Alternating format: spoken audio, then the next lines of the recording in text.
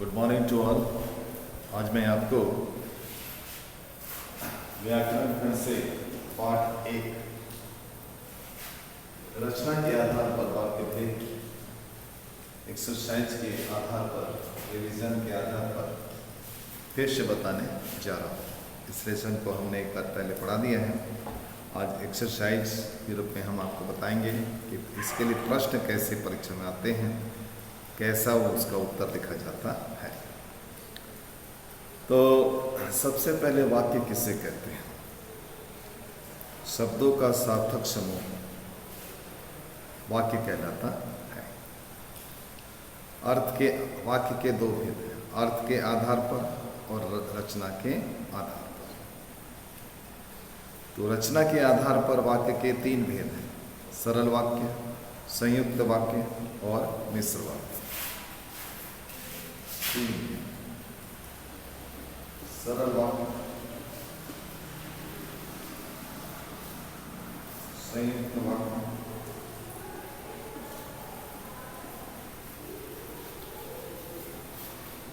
और मिश्र वाक्य।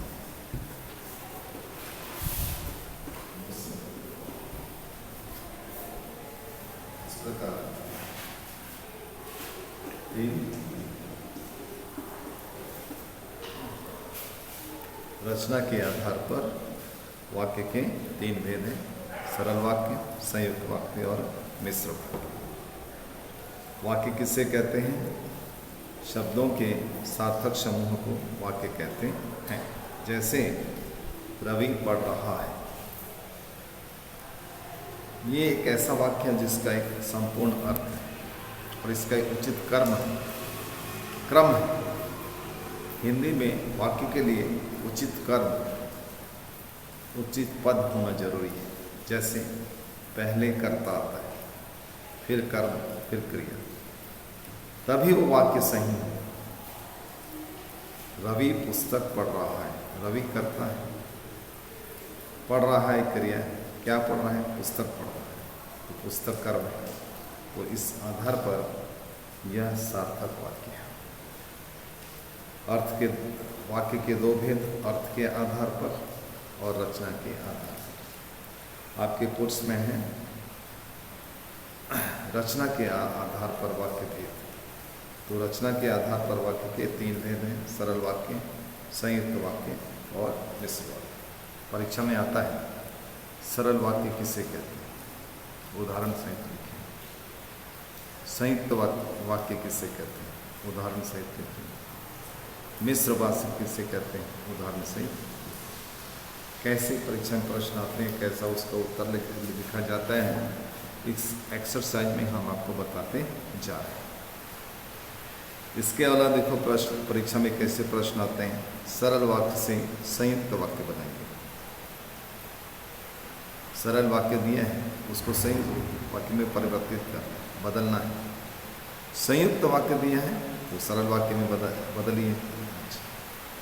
इसके बाद फिर देखो सरल वाक्य दिया है, मिश्र वाक्य में बदलिए। मिश्र वाक्य दिया है, उसको सरल वाक्य में बदलिए।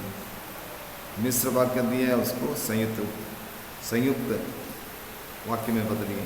संयुक्त वाक्य दिया है, उसको मिश्र वाक्य में बदलिए। ऐसा भी सवाल परीक्षा में आता है। हर सब का 1-1, 2-2 उदाहरण हम आपको बताते जाएंगे। अच्छा, इसके अलावा देखिए वाक्य में प्रधान उपवाक्य और आश्रित उपवाक्य के बारे में भी सवाल आता है कि एक वाक्य दिया जैसे मैं जहाँ रहता हूँ वहाँ अब कोई नहीं रहता, इसमें मुख्य वाक्य कौन सा है और आश्रित उपवाक्य कौन सा है? ऐसा भी सवाल आता है। अच्छा, रचना के आधार पर निम्नलिखित वाक्यों के भेद बताइए। सवाल परीक्षा में आता है रचना के आधार पर निम्नलिखित वाक्यों के भेद बताइए। जैसे परिश्रमी किसान खेत में बीज बोता है, ये कौन सा वाक्य है? सरल वाक्य है, संयुक्त वाक्य है या मिश्र वाक्य? ऐसा भी आता है। तो दूसरा सवाल है, निम्नलिखित वाक्यों को सरल वाक्यों में परिवर्तित कीजिए। यानी नीचे जो वाक्य दिया है वो संयुक्त वाक्य है या मिश्र वाक्य है, उसको आपको बदलना है, सरल वाक्य में बदलना है। अच्छा, ऐसा भी आता है, निम्नलिखित वाक्यों में रेखांकित उपवाक्य का नाम बताइए। जैसे सभी जानते हैं कि वह विद्वान है, एक वाक्य है, सभी जानते हैं कि वह विद्वान है। वह विद्वान है के नीचे में अंडरलाइन दिया है और ये सवाल पूछा है कि रेखांकित उपवाक्य का नाम बताइए। ये जो रेखांकित उपवाक्य है इसका नाम बताना है। और किस प्रकार के सवाल आते हैं, बता रहे हैं, निम्नलिखित वाक्यों को संयुक्त वाक्यों में बताइए। यानी सरल वाक्य दिया है, मिश्र वाक्य दिया है, उसको आपको संयुक्त वाक्य में बदलना है। इसके लिए आपको थोड़ा सा पहले ये समझना पड़ेगा, ये जो दिया हुआ है सरल वाक्य किसे कहते हैं, संयुक्त वाक्य किसे, मिश्र, इसको आप ध्यान से समझिए। और इसको यदि आप समझ जाएं तो आगे के जैसे सवाल परीक्षा में आते हैं उनको हल करना आपके लिए आसान हो जाए। हम परीक्षा में किस प्रकार के प्रश्न आते हैं इसका एक एक नमूना आपको बताते हुए जा रहे हैं।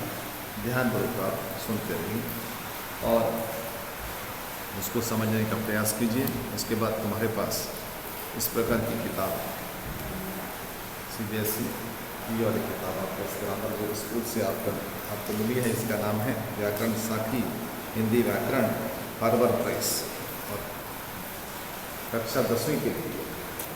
इसमें देखिए वाक्य भी जो दिया है, परीक्षा में जिस प्रकार के प्रश्न आते हैं सारे प्रश्नों का उत्तर, मॉडल, सब कुछ इस पुस्तक में दिया है।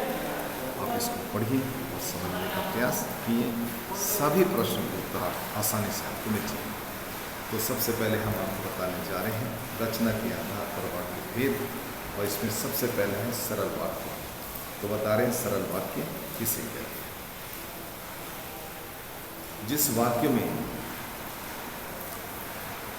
वाक्य में एक उद्देश्य और एक विधेय होता है, जिस वाक्य में एक उद्देश्य और एक विधेय होता है, उद्देश्य मतलब कर्ता, उद्देश्य का मतलब यहाँ पर कर्ता, विधेय का मतलब होता है क्रिया।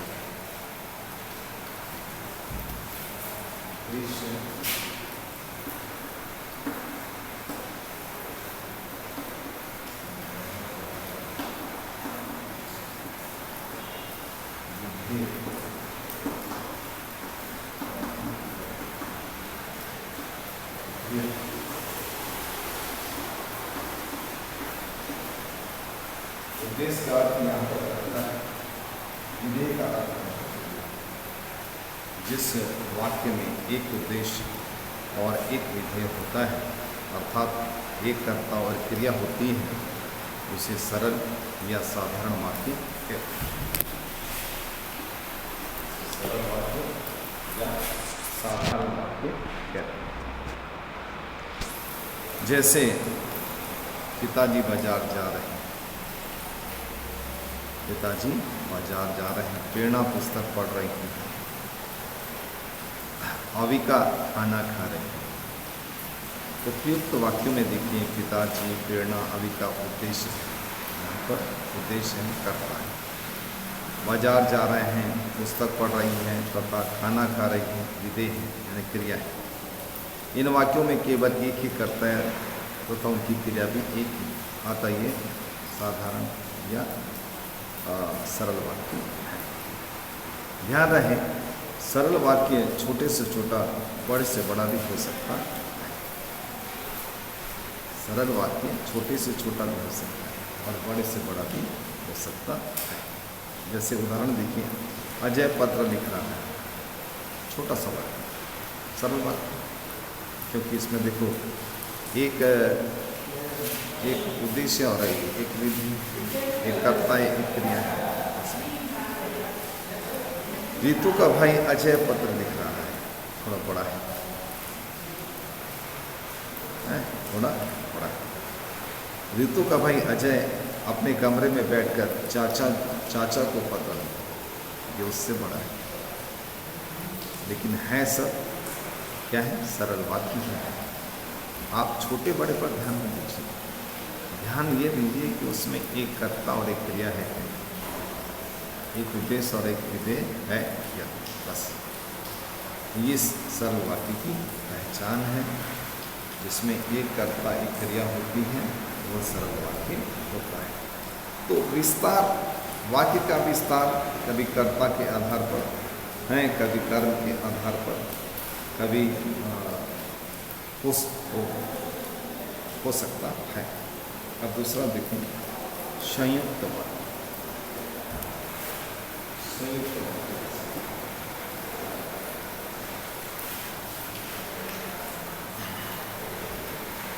साधारण अर्थ में समझें।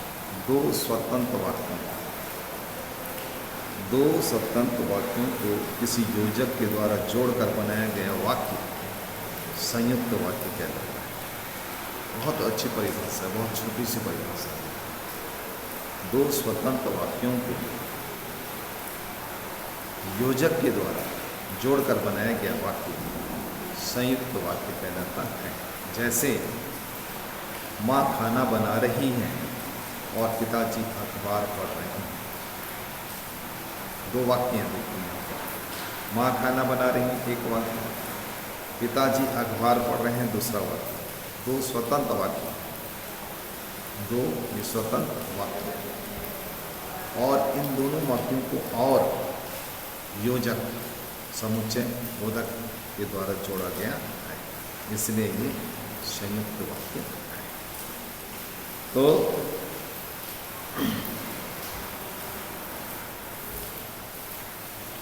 इस प्रकार ये संयुक्त वाक्य यहाँ पर लिखा है दोबारा। संयुक्त वाक्य के प्रकार, संयुक्त वाक्य चार प्रकार के होते हैं। संयुक्त वाक्य चार प्रकार के होते हैं। संयोगक संयुक्त वाक्य, विभाजक संयुक्त वाक्य, विरोधावाचक संयुक्त वाक्य और परिमाणवाचक संयुक्त वाक्य। संयोजक में देखिए, संयोजक संयुक्त वाक्य में देखिए, किसान खेत पर गया तथा उसने बीज बोया,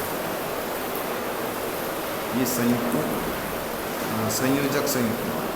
विभाजक में देखिए, विभाजक संयुक्त वाक्य, आप चाय पियेंगे या कॉफी, ये विभाजक संयुक्त वाक्य। चुपचाप बैठो या बाहर चले जाओ, ये विभाजक संयुक्त वाक्य। तीसरा देखो, विरोधवाचक संयुक्त वाक्य, वह निर्धन है पर ईमानदार है, ये विरोधवाचक संयुक्त वाक्य। परिमाणवाचक संयुक्त वाक्य, परिश्रम करो नहीं तो उत्तीर्ण नहीं हो पाओगे, परिश्रम करो नहीं तो उत्तीर्ण नहीं हो पाओगे, ये परिमाणवाचक संयुक्त वाक्य। ठीक है, अब हम आपको बता रहे हैं मिश्र वाक्य।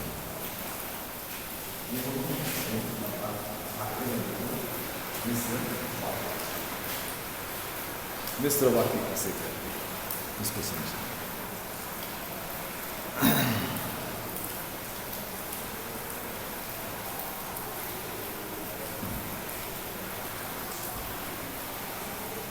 मिश्र वाक्य में एक से अधिक उपवाक्य होते हैं। उसमें एक उपवाक्य प्रधान होता है और दूसरा उपवाक्य उस पर आश्रित होता है। तो जहाँ पर एक प्रधान उपवाक्य तथा दूसरा उस पर आश्रित उपवाक्य हो, वहाँ पर मिश्र वाक्य होता है। और मिश्र वाक्य की यदि, अगर, तथापि, इसलिए आदि योजक से जुड़ा होता है। फिर से बता रहे हैं, जहाँ पर एक प्रधान उपवाक्य और दूसरा उस पर आश्रित उपवाक्य हो, वहाँ मिश्र वाक्य होता है। और मिश्र वाक्य की पहचान है कि वह की छोटे ही मात्रा, यदि, अगर, तो, तथापि, यद्यपि इसलिए आदि योजक से जुड़ा होता है, ये उसकी पहचान है। उसकी क्या है? पहचान है। जैसे अध्यापक ने बताया कि कल छुट्टी है। अध्यापक ने बताया कि कल छुट्टी है। अध्यापक ने बताया, प्रधान उपवाक्य है। कल छुट्टी है, ये आश्रित उपवाक्य है, ये पहले वाक्य पर निर्भर है। और की क्या है? योजक है बस में। हाँ, अच्छा, तो एक उदाहरण और देखिए। तुम भी उधर चले जाओ जिधर तुम्हारा भाई गया है। इसमें देखो, तुम भी उधर चले जाओ, ये प्रधान उपवाक्य है। तथा जिधर तुम्हारा भाई गया है, जिधर तुम्हारा भाई गया है, ये आश्रित उपवाक्य है। अतः यह मिश्र वाक्य है, क्योंकि इसमें एक प्रधान उपवाक्य है और दूसरा उस पर आश्रित उपवाक्य है, और एक योजक से के द्वारा जुड़ा हुआ ये होता है। अच्छा, अब उपवाक्य के बारे में बता रहा हूँ।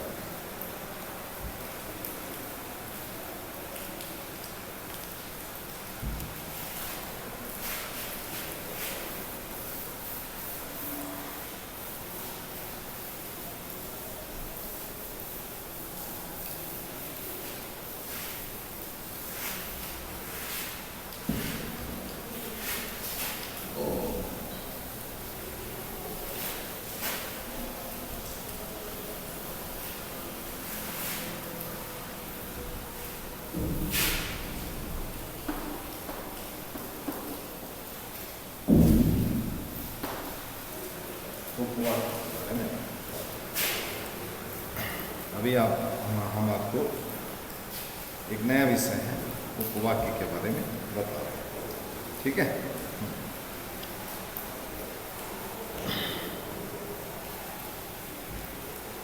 जब किसी वाक्य में एक से अधिक वाक्यों का प्रयोग किया जाता है तथा वाक्य किसी योजक से जुड़े होते हैं, तो वे सब वाक्य नहीं कहे जा सकते, बल्कि उपवाक्य कहलाते हैं। उपवाक्य किसे कह सकते हैं, हम देखिए, उसको बताते हैं। जब किसी वाक्य में एक से अधिक वाक्यों का प्रयोग किया जाता है तथा वाक्य में किसी योजक से जुड़े होते हैं, तो वे सब वाक्य नहीं कहे जाते, बल्कि उन्हें उपवाक्य कहते हैं। जैसे वीरेंद्र ने मुझे बताया कि वह लड़का जिसने कल गायन प्रतियोगिता में प्रथम पुरस्कार प्राप्त किया था, आज विद्यालय नहीं आया क्योंकि उसे बुखार है। यह एक वाक्य है।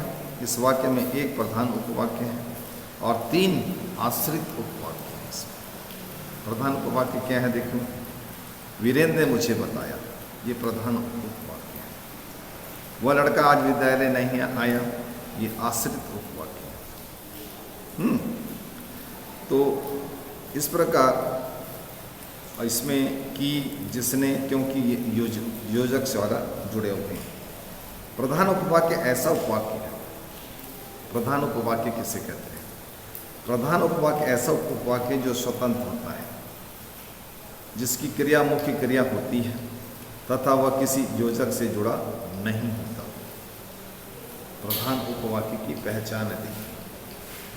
प्रधान उपवाक्य स्वतंत्र होता है। दूसरा, जिसकी क्रिया मुख्य क्रिया होती है, यानी प्रधान उपवाक्य की क्रिया ही मुख्य क्रिया होती है और वह किसी योजक से द्वारा जुड़ा नहीं होता है। आश्रित उपवाक्य किसे कहते हैं? आश्रित उपवाक्य किसी योजक से जुड़ा होता है, जैसे कि, क्योंकि, ताकि, जिसने, जिसे, जो, जहाँ आदि। कभी कभी आश्रित उपवाक्य आरंभ में योजक का प्रयोग नहीं होता, बल्कि अब अल्प विराम का प्रयोग कर लिया जाता है। जैसे सब जानते हैं, उसके बाद कामा, वह चोर है। तो ये कामा है, ये कामा योजक का काम करता है। अध्यापक ने बताया, कामा, कल विद्यालय में छुट्टी रही। तो इस वाक्य में की के स्थान पर क्या है, अल्प विराम का प्रयोग किया गया। समझे? तो आश्रित उपवाक्य, जो आश्रित उपवाक्य होते हैं वो 3 प्रकार के होते हैं। मिश्र वाक्य में एक मुख्य उपवाक्य तथा शेष उस पर आश्रित उपवाक्य होते हैं। तो आश्रित उपवाक्य 3 प्रकार के होते हैं, संज्ञा उपवाक्य, विशेषण उपवाक्य और क्रिया विशेषण उपवाक्य। तो संज्ञा उपवाक्य के बारे में आपको पहले बता रहे हैं। संज्ञा उपवाक्य किसे कहते हैं, परीक्षा में आता है। ये किस प्रकार का उपवाक्य है, तो आपको बताना पड़ेगा कि ये संज्ञा उपवाक्य है या विशेषण उपवाक्य है या क्रिया विशेषण उपवाक्य है। ये नाम बताने पाते हैं, परीक्षा में ऐसे सवाल आते हैं। निम्नलिखित रेखांकित जो पद हैं, रेखांकित जो अंश है, उसमें कौन सा उपवाक्य है, ऐसे सवाल आते हैं। निम्नलिखित वाक्यों में रेखांकित उपवाक्य का नाम बताइए। रमेश ने कहा कि मैं कल कोलकाता जा रहा हूँ। मैं कल कोलकाता जा रहा हूँ के नीचे अंडरलाइन किया हुआ है और इसमें आपको ये बताना है कि ये रेखांकित जो उपवाक्य है इसका क्या नाम है, मतलब वो संज्ञा उपवाक्य है या विशेषण उपवाक्य है या क्रिया विशेषण उपवाक्य है, ये बताना है। तो पहला बता रहे हैं आपको, संज्ञा उपवाक्य किसे कहते हैं। जो उपवाक्य प्रधान वाक्य की किसी संज्ञा या संज्ञा पद के बदले में प्रयुक्त होता है उसे संज्ञा उपवाक्य कहते हैं। ऐसे जो उपवाक्य प्रधान वाक्य की संज्ञा, प्रधान वाक्य की किसी संज्ञा या संज्ञा पदबंध से के बदले में के स्थान में प्रयुक्त होता है उसे संज्ञा उपवाक्य कहते हैं। जैसे गुरु ने कहा कि अपना काम स्वयं करना चाहिए। समझे कि नहीं? तो उपयुक्त वाक्य में रेखांकित देखो अंश है, अपना काम स्वयं करना चाहिए। ये सभी क्रमशः गुरु ने कहा सही ये क्रिया के करता है। तो जिस आश्रित उपवाक्य का प्रयोग प्रधान उपवाक्य में किसी संज्ञा, कर्ता, कर्म अथवा पूरक के बदले में होता है या वह संज्ञा उपवाक्य कहलाता है। संज्ञा उपवाक्य प्राय समुच्चय बोधक अवयव की से जुड़ा रहता है। संज्ञा उपवाक्य की पहचान है कि वह योजक की से जुड़ा रहता है और इसका प्रयोग इस प्रकार होता है। गुरु ने कहा कि अपना काम स्वयं करना चाहिए। अभिभावक जो कहते हैं सही हैं। ऐसा प्रतीत होता है कि कुछ ही वर्षों में हम पूर्ण रूप से आत्मनिर्भर हो जाएंगे। तो इस प्रकार कुछ और उदाहरण बता रहे हैं हम आपको। रहीम बोला कि मैं कर्नाटक जा रहा हूँ। यहाँ मैं कर्नाटक जा रहा हूँ उपवाक्य प्रधान उपवाक्य है। रहीम बोला कि कर्म के रूप में प्रयुक्त हो रहा है, अतः संज्ञा उपवाक्य है। अब देखिए विशेषण उपवाक्य। जो उपवाक्य प्रधान उपवाक्य की किसी संज्ञा या सर्वनाम की विशेषता बताता है। जो उपवाक्य प्रधान उपवाक्य की किसी संज्ञा या सर्वनाम की विशेषता बताता है उसे विशेषण उपवाक्य कहते हैं। जैसे आपकी वह किताब कहाँ है जो आप कल लाए थे। तो यहाँ जो आप कल लाए थे उपवाक्य वह किताब की विशेषता प्रकट कर रहा है, अतः यह विशेषण उपवाक्य है। विशेषण उपवाक्य जो होता है उसका एक और उदाहरण देखिए। यह वही कलाकार है जिसे कल पुरस्कार मिला था। मेरे पास एक कमीज है जो बहुत सुंदर है। बहुत से महापुरुष हुए हैं जिन्होंने एकता और भाईचारे का संदेश दिया है। उपयुक्त वाक्यों में देखिए जो रेखांकित अंश हैं जिसे कल पुरस्कार मिला, ये रेखांकित है। जो बहुत सुंदर है रेखांकित है, जिन्होंने एकता और भाईचारे का संदेश दिया, ये रेखांकित अंश है। तो इस वाक्य में देखो रेखांकित अंश जिसे कल पुरस्कार मिला, जो बहुत सुंदर है तथा जिन्होंने एकता और भाईचारे का संदेश दिया, अर्थात ये सब आश्रित उपवाक्य हैं। ये क्रमशः कलाकार, कमीज व महापुरुष की विशेषता बता रहे हैं, अतः ये विशेषण उपवाक्य है। और अंत में देखिए क्रिया विशेषण उपवाक्य। क्रिया विशेषण मतलब जो क्रिया की विशेषता बताते हैं। जो उपवाक्य प्रधान उपवाक्य की क्रिया की विशेषता बताता है उसे क्रिया विशेषण उपवाक्य कहते हैं। तो क्रिया जिस आश्रित उपवाक्य का प्रयोग क्रिया विशेषण की भांति किया जाता है। दूसरे शब्दों में हम बोलें, जिस आश्रित उपवाक्य का प्रयोग हम क्रिया विशेषण की भांति कहते हैं, अर्थात जो आश्रित उपवाक्य प्रधान उपवाक्य की क्रिया की विशेषता बताता है उसे क्रिया विशेषण उपवाक्य कहते हैं। जैसे तुमने बोला वैसा कोई नहीं बोलता। मैं उतना नहीं खा सकता जितना तुम खा सकते हो। जहाँ तुम रहते हो मैं भी वहीं रहता हूँ। इस में देखिए वैसा कोई नहीं बोलता, अंडरलाइन है। तुम जितना खा सकते हो, अंडरलाइन है। वहीं रहता हूँ, ये भी अंडरलाइन है।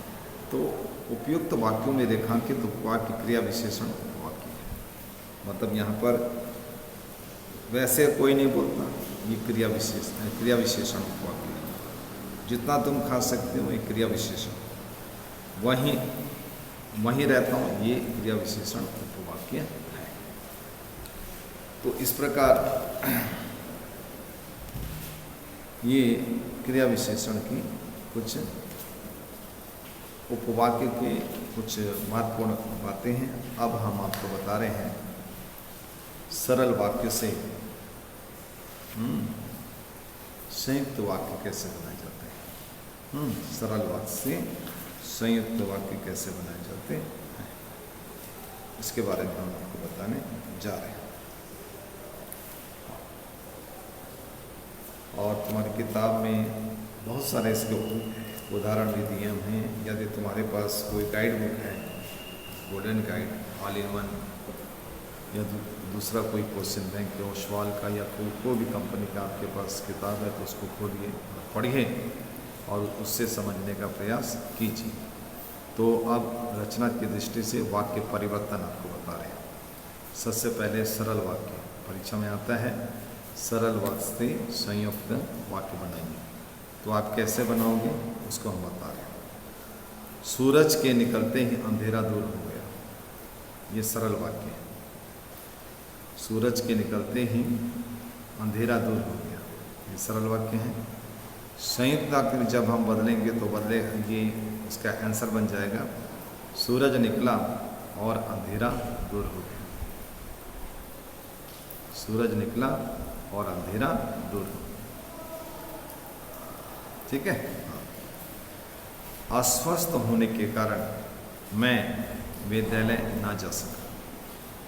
संयुक्त वाक्य में बदलो, मैं अस्वस्थ था अतः या इसलिए विद्यालय नहीं जा सका। ठीक है। अब संयुक्त वाक्य से सरल वाक्य बनाना है। अतिथि आए और कार्यक्रम आरंभ हुआ, ये संयुक्त वाक्य है। सरल वाक्य बनेंगे, अतिथि के आने पर कार्यक्रम प्रारंभ हुआ। दूसरा देखो, वह गायिका भी है और नृत्यांगना भी है। सरल वाक्य में बनेगा, वह गायिका के अलावा नृत्यांगना भी है। आप खाना खाएं और आराम करें। सरल वाक्य में बनेगा, आप खाना खाकर आराम करें। अब देखिए सरल वाक्य से मिश्र वाक्य कैसे बनाया जाता है। माँ ने मीरा को पढ़ने के लिए कहा, ये सरल वाक्य है। माँ ने मीरा को पढ़ने के लिए कहा, सरल वाक्य है। मिश्र वाक्य में बनेगा माँ ने मीरा को कहा कि वह पढ़े। माँ ने मीरा को कहा कि वह पढ़े। दूसरा देखिए, प्रथम आने वाला छात्र पुरस्कार पाएगा, ये सरल वाक्य है। संयुक्त वाक्य बनाएगा जो छात्र प्रथम आएगा वह पुरस्कार पाएगा, ये मिश्र वाक्य है। तो अब मिश्र वाक्य से सरल वाक्य कैसे बनाते हैं उसको देखिए। नानी जी कहती हैं कि मैं अध्यापिका बनूं, सरल वाक्य होगा नानी जी मुझे अध्यापिका बनने के लिए कहती हैं। जिसके पास टिकट नहीं है वे बस से उतर जाएं, सरल वाक्य में बनेगा बेटिकट बस से उतर जाएं। अब देखो संयुक्त वाक्य मिश्र वाक्य है और उसको संयुक्त वाक्य बनाना है। यदि घूमने चलना है तो तैयार हो जाओ, ये मिश्र वाक्य है। इसको संयुक्त वाक्य में बदलेंगे, घूमने चलना है इसलिए तैयार हो जाओ। जैसे ही वर्षा हुई वैसे ही पक्षी चहचहाने लगे, संयुक्त वाक्य में वर्षा हुई और पक्षी चहचहाने लगे, ठीक। और अंत में देखिए संयुक्त वाक्य से मिश्र वाक्य कैसे बनते हैं। सुरेश को रुपए मिले और उसने लौटा दिए, ये संयुक्त वाक्य है। इसका मिश्र वाक्य बनेगा सुरेश को ज्यों ही रुपए मिले उसने लौटा दिए। सुरेश को ज्यों ही रुपए मिले उसने लौटा दिए। दूसरा देखिए, स्कूटर में पेट्रोल डलवाऊंगी और चल पड़ूंगी, ये संयुक्त वाक्य है। मिश्र वाक्य होगा जैसे ही स्कूटर में पेट्रोल डलवाऊंगी वैसे ही चल पड़ूंगी। तो इस प्रकार हमने आज आपको क्या बताया है, रचना की दृष्टि से वाक्य के संबंध में विस्तार से आपको सब बताया है। और ये भी बताया है कि आपको किस प्रकार से परीक्षा में प्रश्न आएंगे और कैसे उसका उत्तर आपको लिखना है, ये आपको बताया गया है। बहुत सारे उदाहरण तुम्हारे गाइड पुस्तक में हैं, नेट में भी आपको मिलेगा, नेट को भी आप देखते रहिए, उसमें भी आपको बहुत सारे प्रश्नों के उत्तर मिलेंगे। संबंधित विषय जो है सरल है। ये रचना की दृष्टि से जो तुम्हारा वाक्य भेद है बहुत सरल है। आपको थोड़ी सी मेहनत करनी है, समझने का प्रयास करना है, बाकी सारे उत्तर आपको आसानी से बन जाएंगे। यदि आपको कुछ समझ में नहीं आया हो तो आप हमसे 7894945066 पर संपर्क कर सकते हैं। हम हमेशा आपकी सहायता करने के लिए तैयार हैं। धन्यवाद, फिर मिलेंगे, नमस्कार।